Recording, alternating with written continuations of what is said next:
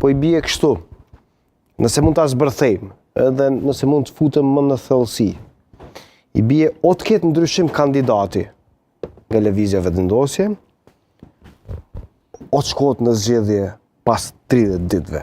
Cili duket ty opcion më real në këtë moment? Unë e konsideroj që partitë politike duhet të reflektojnë këto opozitës të cilat nuk po votojnë për faktin se edhe nëse shkojmë në zgjedhje, ka shumë mundësi që situata të ri përsëritet edhe dalim me këtë numër votash. Pastaj, a do shkojmë edhe një herë në zgjedhje, ku është logjika këtë zvarritje totalisht të panevojshme.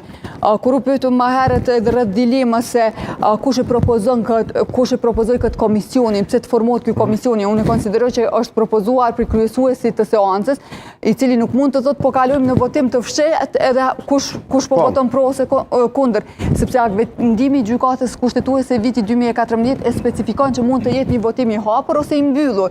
Edhe në momentin që kërkohet përgjegjësi e tillë, duhet të jetë një komision në të cilin janë të pranishëm edhe japin votën secila parti politike, do me thënë I përbër nga secili subjekt politik. Më shumë formalitet se sa që është në një veprim politik aty. Megjithatë është një rregull demokratik që të përfaqësohet nga të gjithë grupimet politike. Nuk mundet vetëm kryesuesi.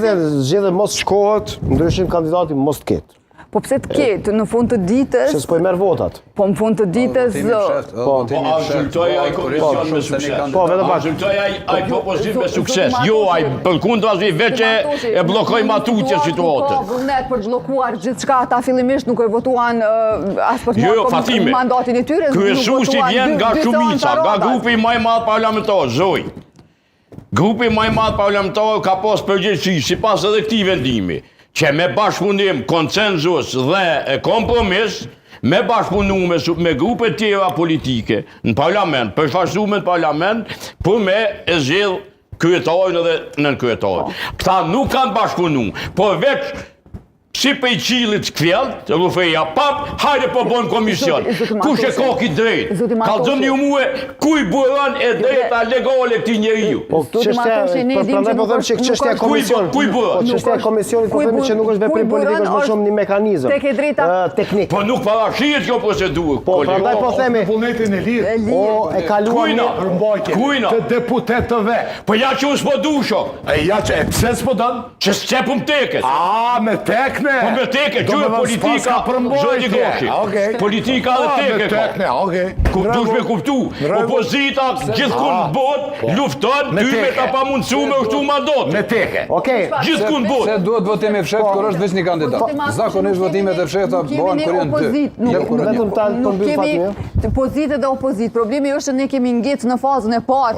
Nuk ka opozitë, nuk ka interesa. Jo, grupet rivale, ti e di. Po, grupet rivale, po. Grupet rivale, lufta atyre në kuvend, bëhet ty me ta pamundësume ndërtu qeveri. Okej, leta matoshi për ty. Qa ke bo mirë ti që me ta mundësume? Ndryshim kandidati apo zgjedhje? Po jo kuvendin, konstituimin e kuvendit. Po flasim për një fazë më të tërë. Konkret është kjo, se tani nuk ka më... Jo, nuk është siç konkret se... Jo konkret është, sa I s'po I merr votat. Problemi ta qëndon se edhe për me shku në zgjedhje, njëjti deputet duhet me u pajtu, duhet me votu. Duhet me pajtu partitë politike. Edhe me I shti deputet të vetë me votu për shpërbomje. Se për ndryshë o kriz e ronë e shtetit. Ti përdu asë në zgjedhje nuk mund shkohet. Po, që të e thona jo.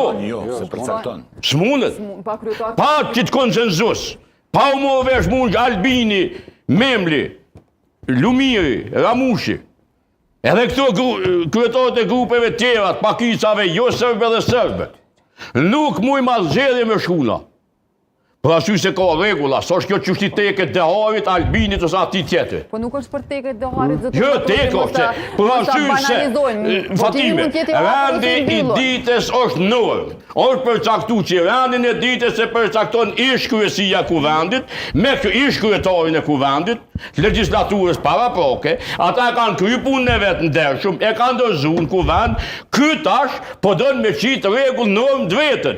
Që se ka këtë drejtë. Kjo është interpretimi yti, po unë nuk mendoj kështu. E kush e qiti këtë normë? Ti, këtë moment e qitë ti si normë. Sepse kjo nuk është e specifikume, është e lënën e lirë.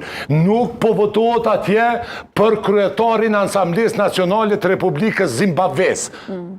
Kështu ndrohet rendititës, apo me shpall gjendje të jashtëzakonshme. Po propozohet mundru. Çfarë do thonë Gash? Po që nga mirë me vëmendje. Çfarë gjendje të jashtëzakonshme po përmend këtë rast? Po sepse s'po votohet. Po s'ka kush me bordel të Ashtu ndrohet jashtëzakonshme. rendititës.